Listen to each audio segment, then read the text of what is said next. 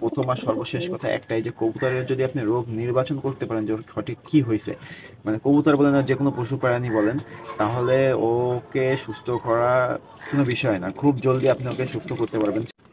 আসসালামু আলাইকুম রহমতুল্লাহ। আশা করি সবাই খুব ভালো আছেন। আলহামদুলিল্লাহ আমি খুব ভালো আছি। মাত্র 3 থেকে 4 দিনে আপনারা কিভাবে আপনার কবুতরকে সুস্থ করবেন সেটাই আমি আপনাদেরকে দেখাবো।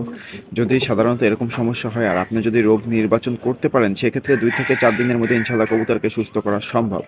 তো আমার কবুতরটা, এই পিছনে যে কবুতরটা দেখতেছেন, এটা কি হয়েছিল আমি সেটা আপনাদেরকে বলি। এটা না, পিছনে সরি, এই যে নিচে এই কবুতরটা হচ্ছে ঠান্ডা লাগছিল আপনার, ঠান্ডা লাগছিল প্লাস হচ্ছে ওর নাক থেকে পানি বেরোইতেছিল, কাশতেছিল, আর হচ্ছে আপনার হাঁ করে নিঃশ্বাস নিতেছিল।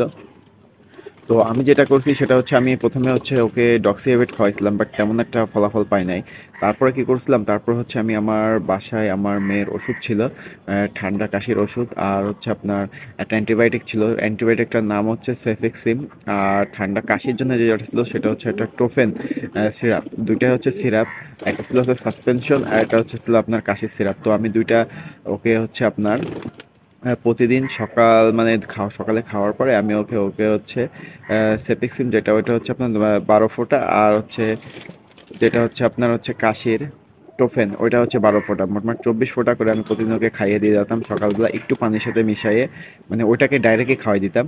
তো আলহামদুলিল্লাহ 3 দিনের মধ্যে কবুতরটা পুরো সুস্থ হয়ে গেছে। কবুতরটা আমি আপনাদেরকে দেখাই, এখন সাথেই থাকবেন।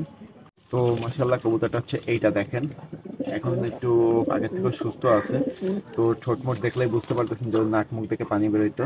তো আলহামদুলিল্লাহ এখনো সুস্থ হয়ে গেছে। আপনারাও চাইলে এভাবে যদি আপনারা কবুতরকে ইনস্ট্যান্টলি সুস্থ করতে চান, আর হচ্ছে যদি রোগ ভাই প্রথম আর সর্বশেষ কথা একটাই যে কবুতরের যদি আপনি রোগ নির্বাচন করতে পারেন যে ওর সঠিক কি হয়েছে, মানে কবুতর বলেন আর যে কোনো পশু প্রাণী বলেন, তাহলে ওকে সুস্থ করা কোনো বিষয় না, খুব জলদি আপনি ওকে সুস্থ করতে পারবেন। সে যেটা ওটা হচ্ছে আপনার পশু পাখির ওষুধ হোক বা মানুষের ওষুধ হোক। তো ভিডিওটি ভালো লাগলে অবশ্যই লাইক কমেন্ট শেয়ার করবেন। আজকে এই পর্যন্ত, সবাই ভালো থাকবেন, সুস্থ থাকবেন, আল্লাহ হাফেজ।